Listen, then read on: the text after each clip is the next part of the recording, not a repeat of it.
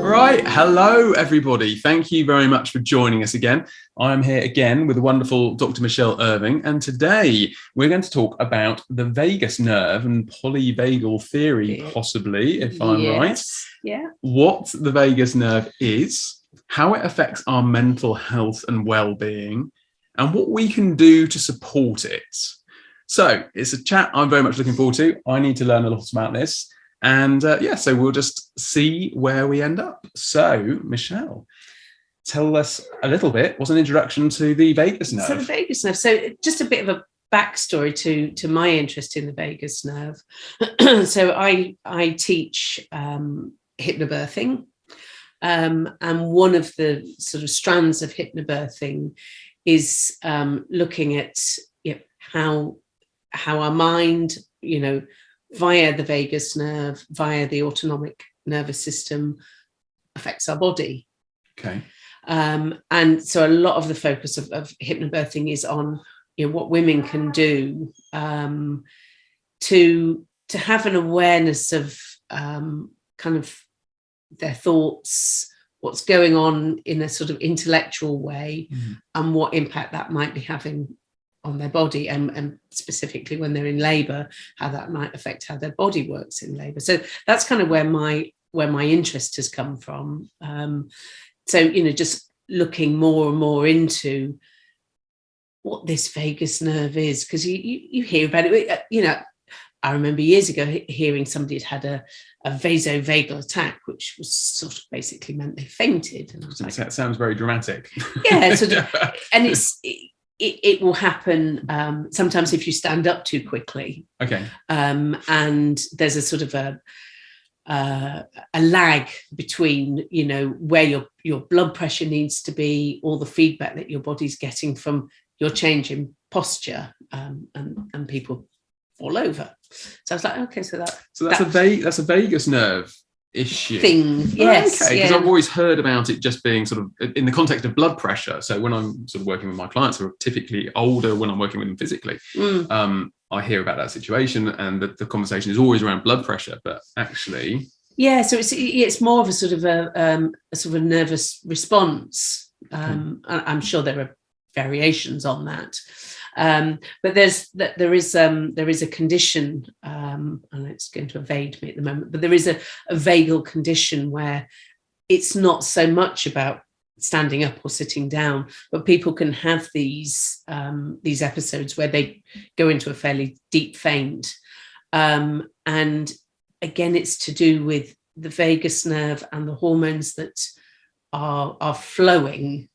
And so I'm thinking one person in particular, she has to, if she starts to feel a little bit heady, she needs to very obviously relax herself so that she can get herself into a physiologically calm state. Then the attack goes away. Attack is a dramatic word, but she knows that what she has to do is stimulate her vagus nerve, get herself into a calm place, then this goes. Okay. And then she also knows that, if she's going to go into a stressful situation, it's quite likely to happen. So, sort of coming across it in different ways in my life, reading quite a lot of Stephen Porges's work. So he developed something called Polyvagal Theory. But just, and that has, a definite complexity to it.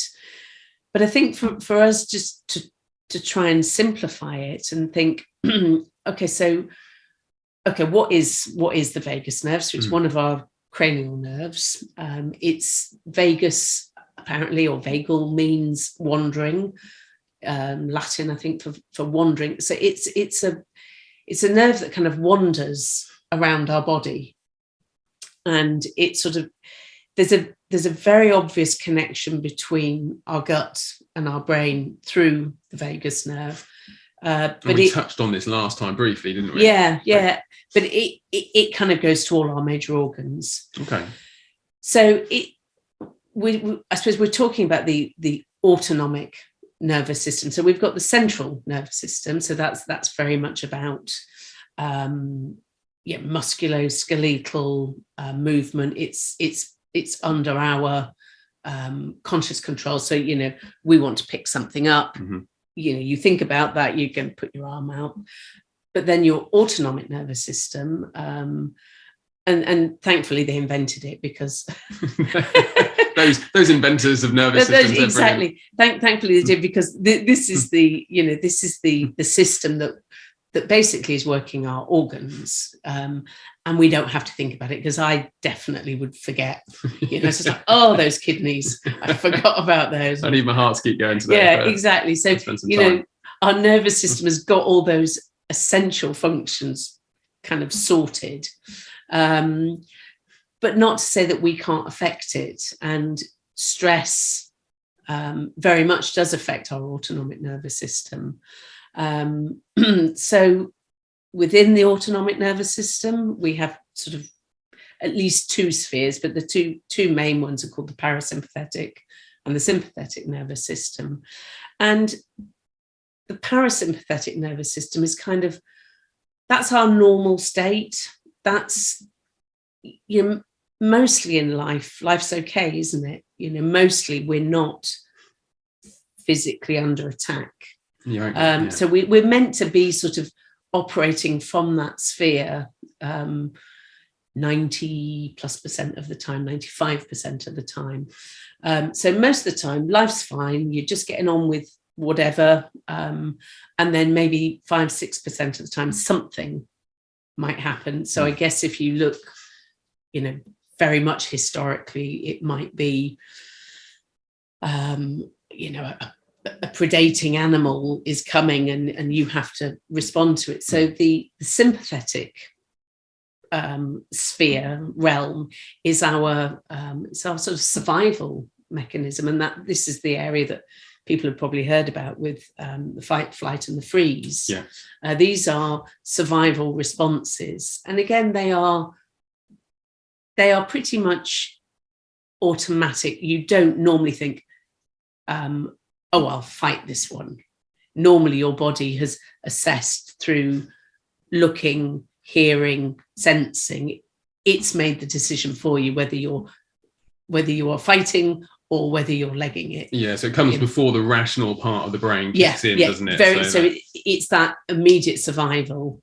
You don't have to think it through. You don't have to think, I'll just have a little assess of this. No, your brain's kind of on it, because what we probably what we're not aware of, and I suppose we're not meant to be aware of, is we're taking in signals from our environment the whole time, and we're assessing it, are things okay? And then it's only when I guess something reaches a relatively critical point that we go, oh, there's a bit of a problem, and then we're doing something, and you find you running away. All of a sudden, why am I running away? Or frozen to the spot. Or, yes, yeah. Or suddenly shouting at someone. Yeah.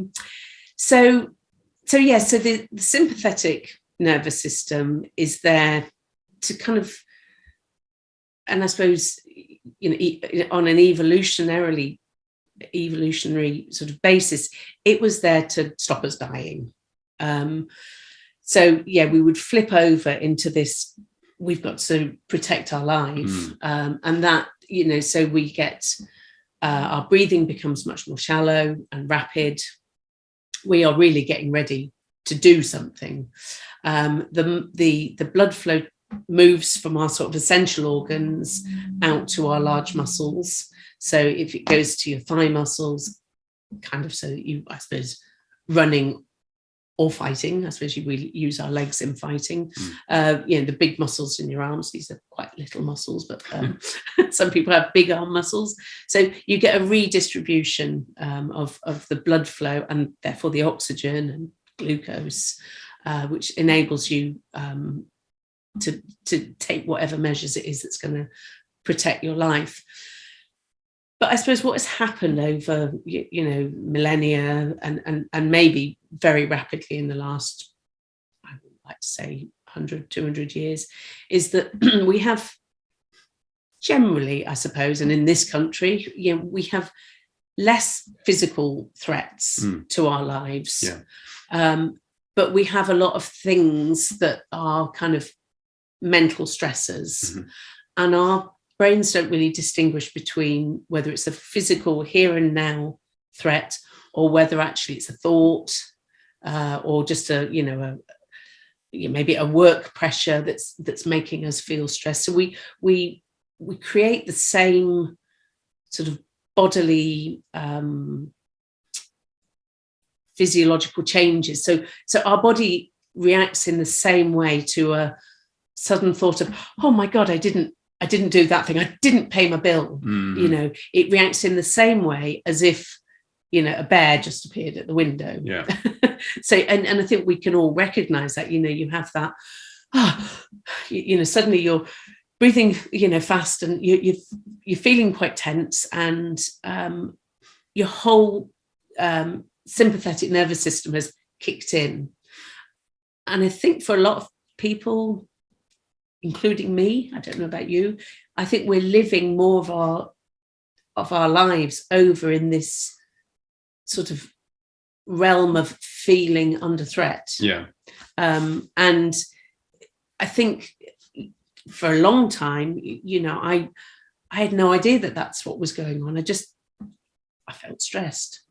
It makes me feel a bit like that we've moved from a literal jungle to a psychological jungle, in a way, right? And that's that maybe is a helpful metaphor for people.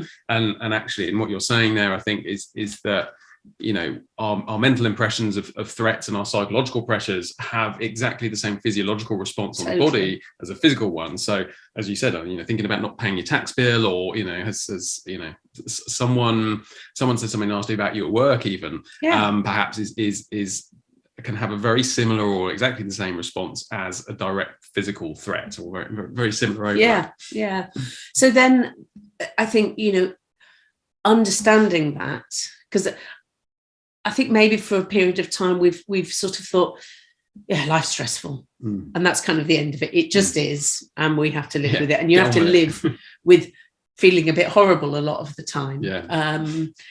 And getting more knowledge about, okay, what is actually happening? So one of the things that Stephen Porges talks about, so he talked about, he developed this Polyvagal Theory.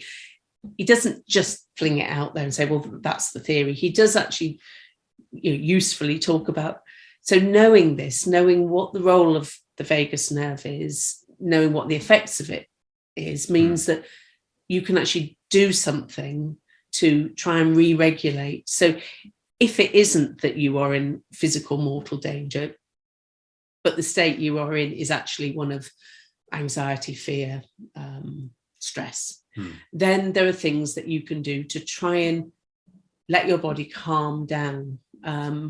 So, you're trying to reverse. So when you're stressed, fearful, under threat, as I said, all these changes have happened to your body. So you're breathing like this, and that talks to your vagus nerve. But that's sending messages to all sorts of receptors and nerves in your body that there is a problem. Okay, so we really, really need these physiological changes in our body, and they, all these different things that you're doing. So it might be that you're clenching your fists because you're feeling really stressed about something. That is sending a message to your body that there's a problem. So the way to deal with a stress, not a life threat, is to think about, I need to stop sending those messages. I need to try and reverse this process. So relax your grip. Slow the breath. Exactly. And breathing, and it always sounds a bit a bit trite, a bit, just breathe. And I think ever since the hippies, they talked about breathing. They were probably right on it, those hippies. But taking a deep breath or several deep breaths actually really works. And as I say, it can sound really dismissive, just breathe deeply and get on with it. But on a very sort of important level, you are sending new messages. So as I say, one of the quickest ways to activate your vagus nerve is through the breath. So when you're in a stress state, a lot of the time you're not engaging with your vagus nerve. And we talk about, nerves actually having a tone, like a physical tone. And I guess like any other part of your body, if you're not using it, you lack or lose tone. Yeah. So starting to try and get the vagus nerve used to firing up again, because what you're wanting to do more consciously, more frequently, is to come back into that sense of well-being. Mm-hmm. So this is where the tone thing comes, is let's get it used to working. So so if you've been sat like that, the computer's Really? not working. Computer's not working. Yeah, that's pretty fierce. You're sending really strong message. So, okay, what is my body doing? What am I doing? Okay, I need to, definitely, I need to stop clenching these muscles. And you might do a body check, so even if you're at work, you suddenly get a sense that you are really stressed about something. You could spend 30 seconds doing a body check going, okay, where are my shoulders? Are they up around my ears? I'm probably stressed if they're up here. Yeah. Let them down. That sends a message to your brain. She's relaxing. There can't be such a life-threatening It's not that problem. bad. Yeah, it's not as bad as it was. Yeah, and I think we have this massive disconnect between our mind and body, and I think we touched on this at the last session talking about the gut biome, and the fact that we don't recognize what's happening physically, like the clenched fist, like the shoulders being raised, like the breathing, because we're so in our minds. And I mean, you've covered so much already. There's a lot for us to start unpacking already, right? I mean, but yeah, I mean, fundamentally, developing a keener awareness of what's going on with the body as well as the mind, and how those two are working together. And obviously, we're talking about sort of elements of the science side of things here with the vagus nerve, which is what we're exploring here. Yeah. But these are, I suppose, philosophical and spiritual practices that have been around for thousands of years and things like that. So I believe, and I think this came from my understanding of this came from James Nestor's book, Breathe, was the fact that yoga originally was simply a breath practice. Right. It didn't involve the physical patterns of movement that we have today. It was purely the breath. And so there was a recognition of the physiological changes you can make to the body simply through changing the breath. And obviously a degree of this was around achieving a calmer physiological, psychological state. And some of it, bizarrely enough, which sounds amazing, was about generating heat to stay warm when you're in the mountain monasteries of the Himalayas. So there's all these things that you can do with the breath depending on what you do. And that is about escalating the system, and presumably it's all through the vagus nerve. Yeah, I guess so. And that's an interesting thing. It's just reminded me. I remember years ago, I'd just been out walking. It was winter and I was really cold. Came back, it was really cold. And somebody who was, quite into their yoga practice had said, well, what you need to do is, when you're out, you need to just breathe through your nose. So keep your mouth closed, and you need to think about being warm. And think about being warm. I was like, well, that sounds like wishful thinking. Okay, yeah. But then, the next, I can't remember if it was the same day or, but I tried it and I thought, I have no idea if this is psychological or not, but I don't feel cold in the same way. And it's something I do now. Okay. So just repeat that instruction. So basically, breathe through the nose. Yeah.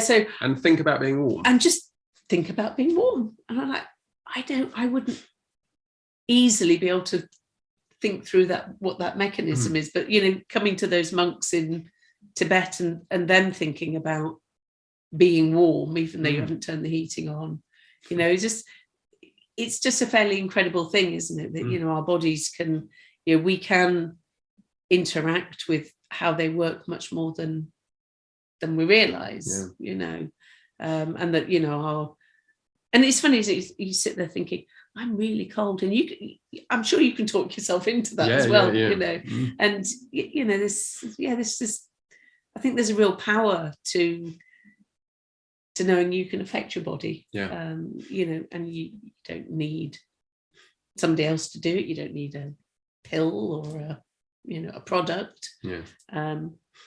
Maybe cardigan. Maybe a cardigan. But I mean, it is that, and it is that understanding, and that's what's so attractive, I think, to the market these days. You know, more and more people are waking up to the fact all the information is out there, and this is the joy of the internet and things like that, right?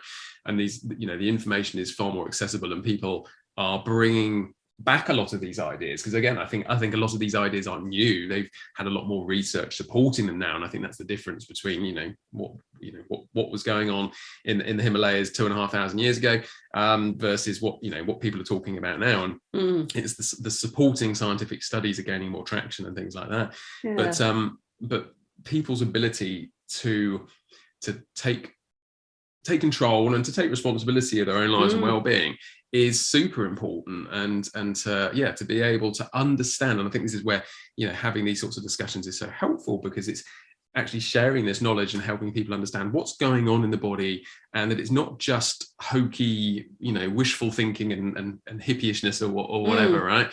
It's actually, you know, based on physiological truths and scientifically established principles.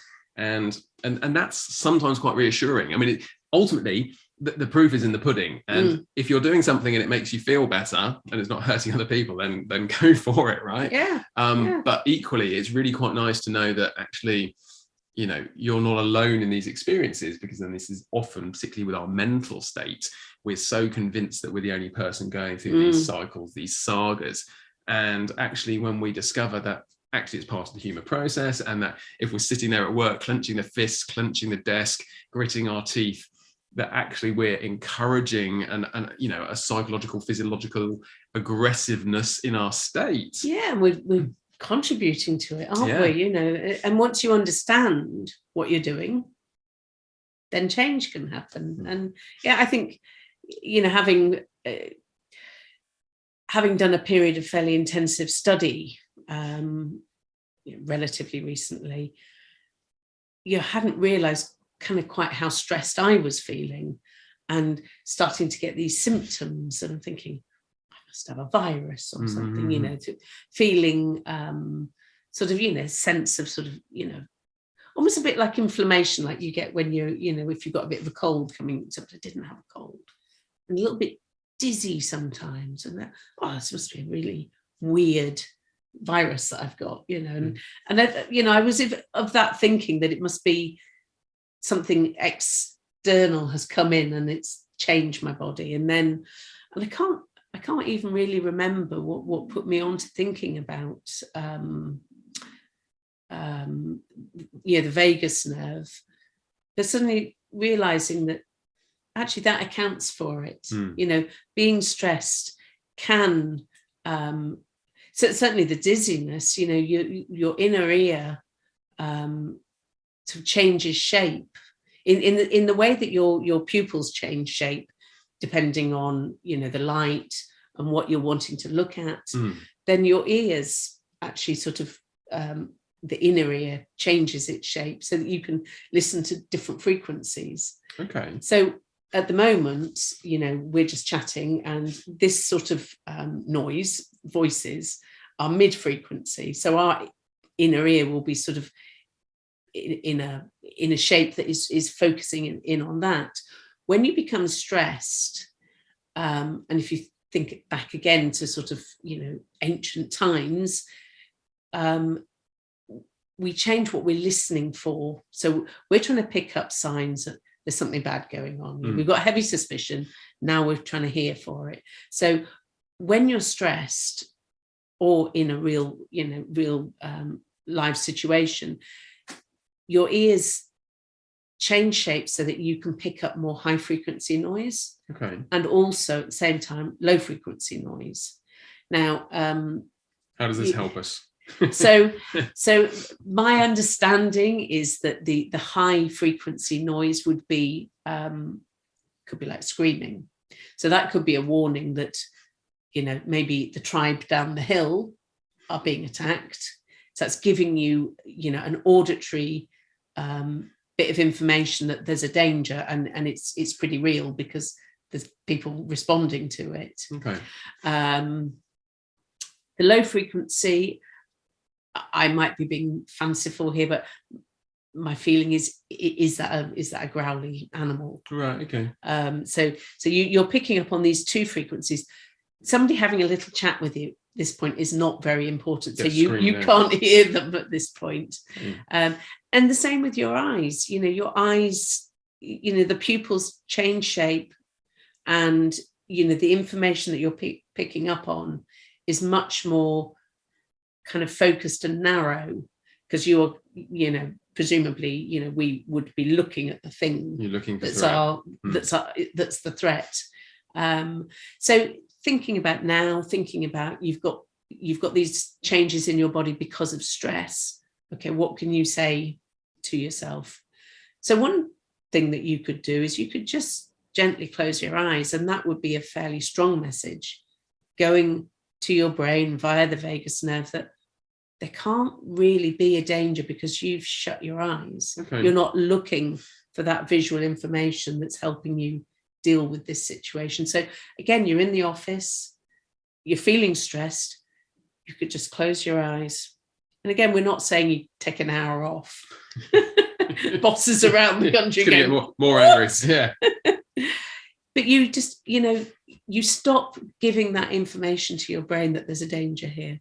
And again, and this might take more time, but what you could do is, as far as sort of shifting what's going on with your ears, with your inner ear, is that, you're going to try and focus on that mid frequency. So it might be that there's somebody talking in another room, and you've just got that sort of no. Mm-hmm. So you're going to try and focus in on listen to it. I can hear some traffic noise. Yeah. You might listen to the noise of traffic going past, because that's not high or low frequency, that's mid frequency. So again, it's sending a message back to your brain that says, this is all fine. We're not hunting for bad signs, and that's again where the breath comes in. So you might do all of this at the same time. You might close your eyes, listen to the traffic, and breathe deeply. Yeah. And then your vagus nerve is getting loads of information about, actually, this is all normal. I need to become activated. I'm not sure the vagus nerve talks. Anyway, just anthropomorphize the vagus nerve. But the sense being that you're going to start moving away from being in this sympathetic sphere across to the normal parasympathetic, where this is where we should reside the vast majority of time. So us becoming much more conscious of what it is we do that elevates our stress levels. And I was talking to my daughter, and she was saying that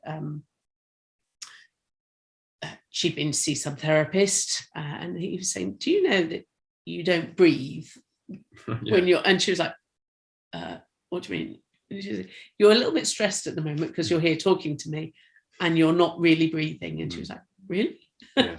And so if you become aware that actually when you're maybe you're trying to do something, and actually you're holding your breath as you're trying to do it. It might be, you're trying to input some data, or, and suddenly realizing, no, that's right. Actually, I become really tense in my chest and I stop breathing. Breath, yeah.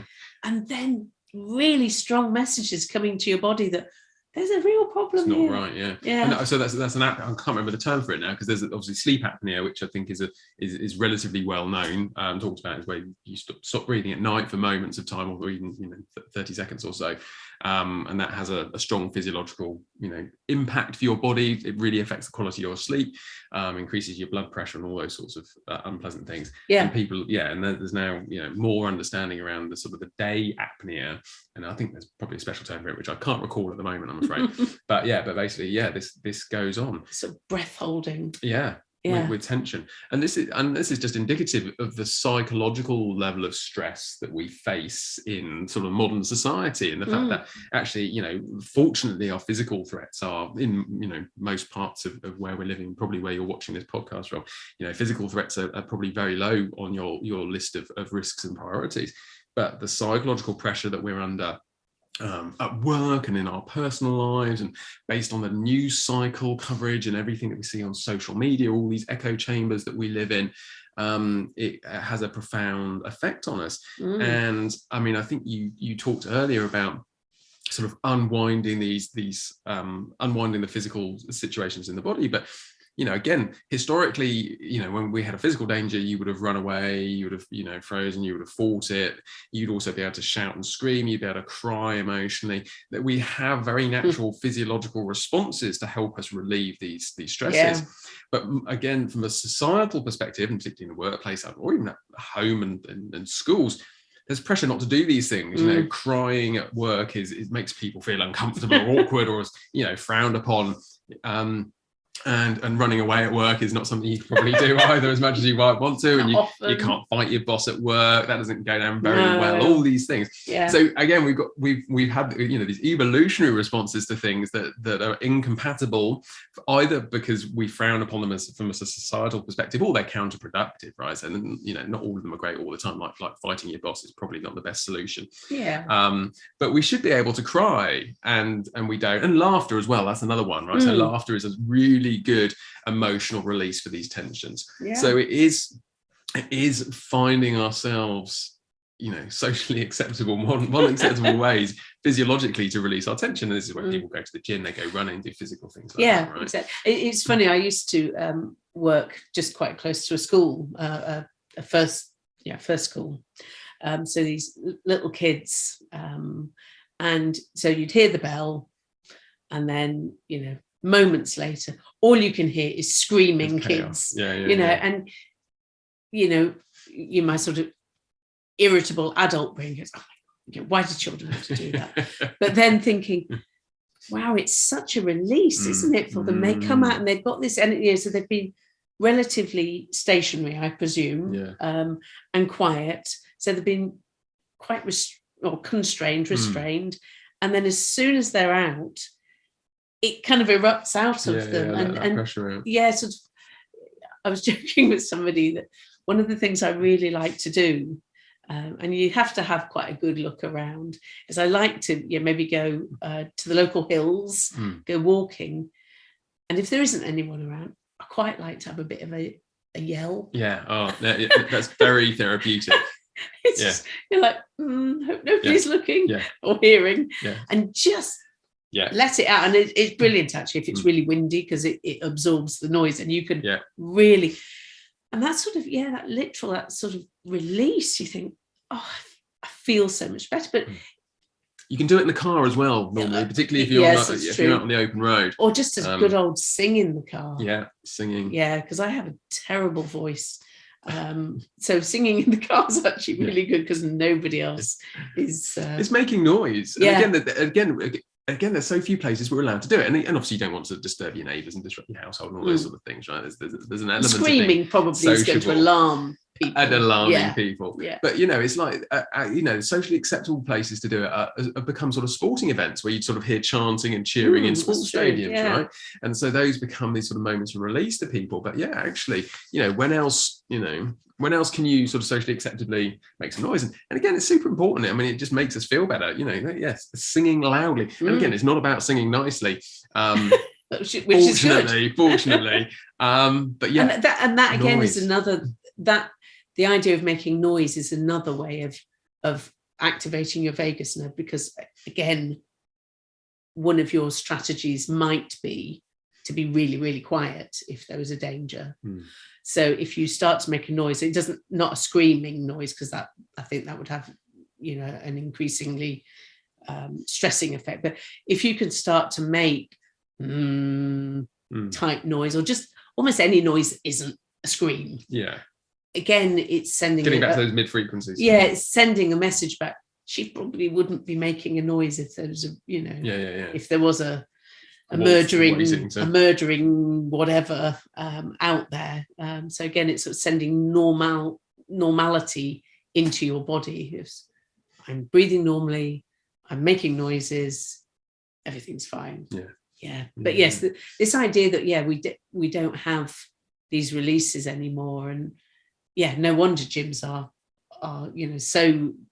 so popular. It's just that time where you can really go, and particularly if you get into those classes where there's lots of your spin classes, for example, or something, or body pump type things, whatever. You can actually let noise out. The downside to those things is that you've got to wait until after the event, right? So so if you're under stress at work or at home or whatever, or you have a road rage incident, for example, and then you wait to go to the gym to release the tension you've had potentially, which certainly if something happens at the start of the day, you might have had 8-10 hours of containing that physiological stress, which is far longer than certainly is optimal. And whilst we can cope with these things as an isolated occurrence, over time, these become patterns in our behavior, right? And if it's a daily thing. You're having regular stressful day, you're having a hard time at work, you're having a hard time in your relationships at home, you're in poor health perhaps, right? And these things then just start magnifying and echoing on.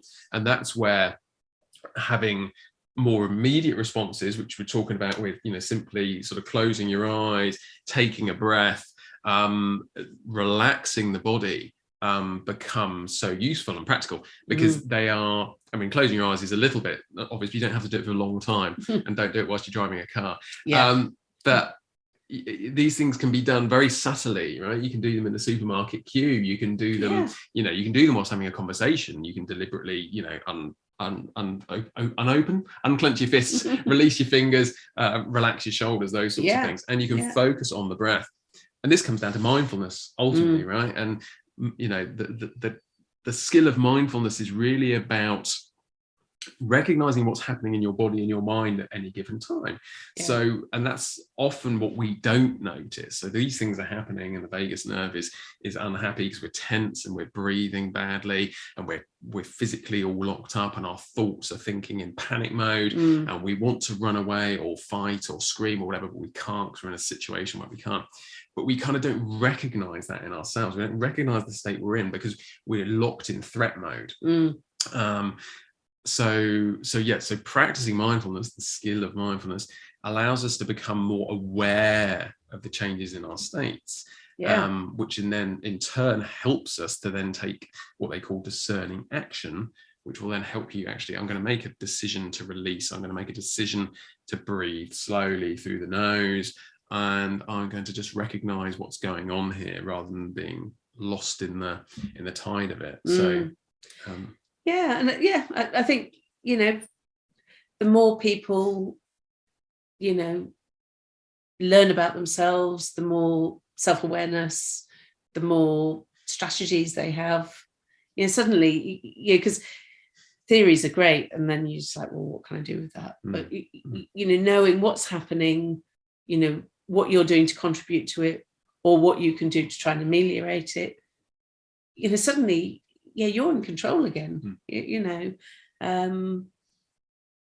just all information, isn't it, that is so needed. Our lifestyles currently are just they have become stressful, and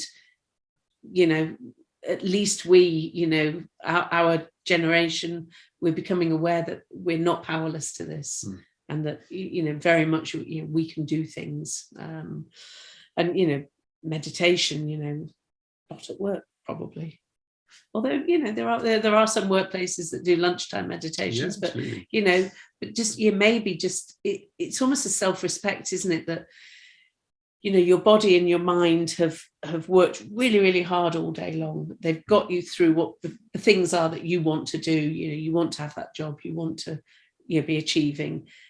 So at the end of the day, maybe just giving a bit of respect back and saying, okay, you've been on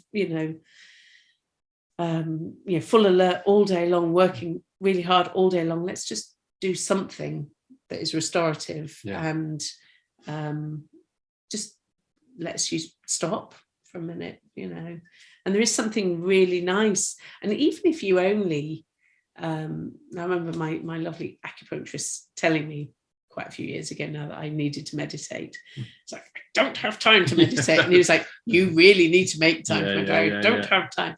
But just even, and he was saying, just start with 5 minutes. Everyone's got 5 minutes. You're kidding yourself if you haven't got 5 minutes. And even if it's, you've driven home, you know, as soon as you go in the door, there's all sorts of things to sort out. There's dinner to make, there's, you know, whatever. You could do 5 minutes meditation in the car. Yeah. You know, just and in some ways that's quite a nice getting rid of the working day before you then move into the rest of your day. Yeah, have a clean transition. Yeah, just that's over now. But yeah, even just 5 minutes, and you know, the evidence, you know, around resetting the vagus nerve is 10 slow, deep breaths. Okay. So that could take. We do all over breathe a bit, you know.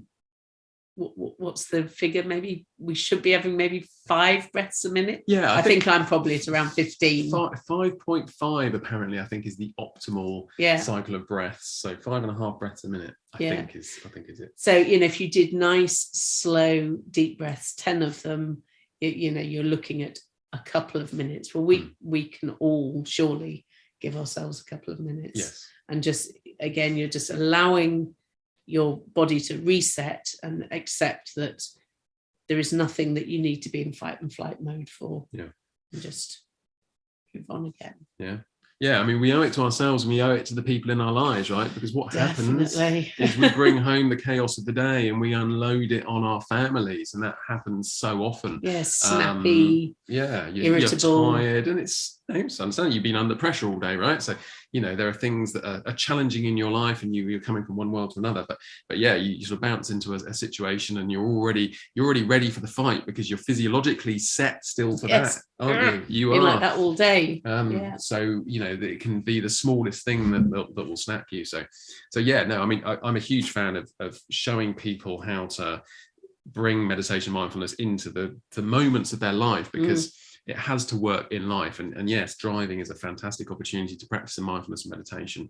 Simply having a drink mindfully, right? So again, all the things that you do anyway are things that you can bring a different attention to, a different focus to, and a calming experience to. So your coffee, your tea, whatever it is you're drinking, you can focus on the experience of drinking that drink. Yeah. How does it actually taste? How does it feel in the mouth? What does it smell like? You know, what are do you actually like it? Do you like it? Yeah. Actually, I've been drinking this for ages. I think I'm going to change to something I would prefer. Nasty. Yeah, that's right. Apparently it's good for me, but it's not. It tastes like rubbish. But yeah, that's so true. And simply the breath and yeah. So finding opportunity to meditate. Yeah, you don't need to spend half an hour. You don't need anywhere peaceful or tranquil. Although that sometimes can help to start with. But actually, you know, traffic is a fantastic place to practice your meditation. Really is. Yeah. And we all have traffic. We all have traffic. Definitely. I think Bournemouth just got named one of the most congested towns in the country. There you go. So, Best for congestion. Best for congestion. There you go. We are world beating yet? Probably not world beating. No, I don't think probably not that. Yeah, we need to build up to world beating. But yeah, I think we're doing pretty well in the country. So so opportunity if you're here, certainly to practice meditation in traffic. Yeah. Okay. So should we sort of summarize some of the points? Because I'm just we covered quite a lot there. So vagus nerve, the wandering nerve moving around the body, connects the mind and the gut, but also your other organs.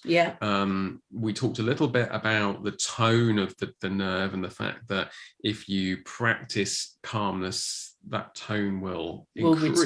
Return, or increase, improve, and the good things to help you, you know, manage your psychological state and help the job of the vagus nerve effectively are things like slow breathing. We talked about the 10 slow breaths to really sort of reset your position. But equally, things physically in the body, letting go of your hands, loosening the shoulders. Yeah. So, you know, you're sitting on a chair, you know, maybe in your office, and suddenly thinking, are my thighs really tense? You know, my buttocks really tense. Actually, just have a moment of letting go. So just, that body awareness. Yeah. Comes through mindfulness. Yeah. All right, fantastic. Really nice talking to you again. Likewise, really appreciate it. Great chat. And if you have any questions or comments on this, please let us know and we'd love to connect with you. Otherwise, we hope to see you next time for another conversation on something to do with mental health and well-being and how it might be able to change and improve your life. So we'll see you soon. Take care. Take care.